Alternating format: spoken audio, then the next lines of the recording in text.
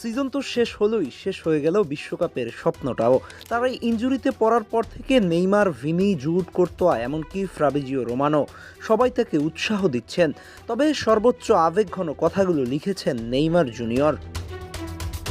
নেইমারের পরে ব্রাজিলের অনেকের প্রিয় খেলোয়াড় রদ্রিগো। নেইমার ও রদ্রিগোকে খুব পছন্দ, আর রদ্রিগো তো নেইমারকে নিজের গুরুজন হিসেবে শ্রদ্ধা করেন সব সময়। সেই রদ্রিগো ছিটকে যাওয়াতে নেইমারও অবশ্য আবেগঘন একটা বার্তা দিয়েছেন। নেইমার রদ্রিগোর ইনজুরির এই দিনটাকে তার জীবনের অন্যতম একটা দুঃখের দিন হিসেবে উল্লেখ করে বলেন, চোটের খবরটা শোনার পর যেন আমার মাথার ভেতর আমার পুরো জীবনের জার্নিটাই ভেসে উঠল। এই চোট নিয়ে আমার যত কষ্ট, যন্ত্রণা আর সেই ভয় সবকিছুই চোখের সামনে ভেসে উঠল।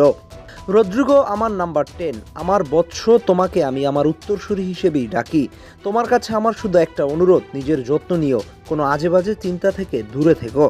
এখন সময় তোমার চারপাশে প্রিয় মানুষগুলোকে নিয়ে থাকার। আর তুমি যেমন বলেছ, এই মুহূর্তে তোমার এটার মধ্যে দিয়ে যাওয়ার কথা ছিল না, কিন্তু সৃষ্টিকর্তার পরিকল্পনা নিয়ে প্রশ্ন করার আমরা কে? ছোট ভাই, শক্ত থাকো, আমি নিশ্চিত তুমি আবারও ডানা মেলে উড়ে ফিরবে।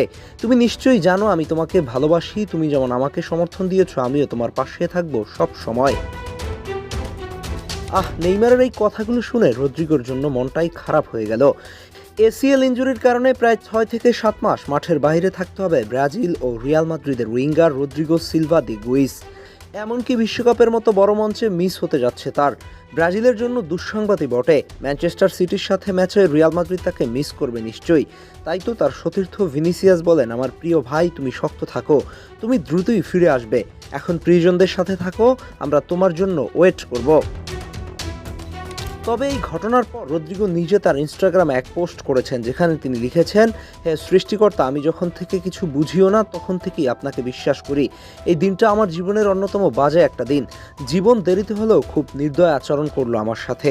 আমি জানি না আমি এটাই ডিজার্ভ করি কিনা, কিন্তু আমি এ নিয়ে তোমাকে কোনো অভিযোগ করব না, কারণ আমি জানি আমি আমার জীবনে এমন কিছু জিনিস পেয়েছি যা আমি আসলে ডিজার্ভই করতাম না।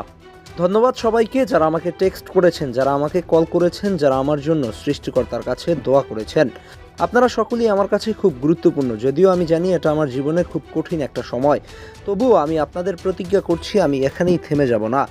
আমি বিশ্বাস করি এই জীবনে আরও অনেক অ্যামেজিং জিনিস করার বাকি আমার। আমি দ্রুতই ফিরবো।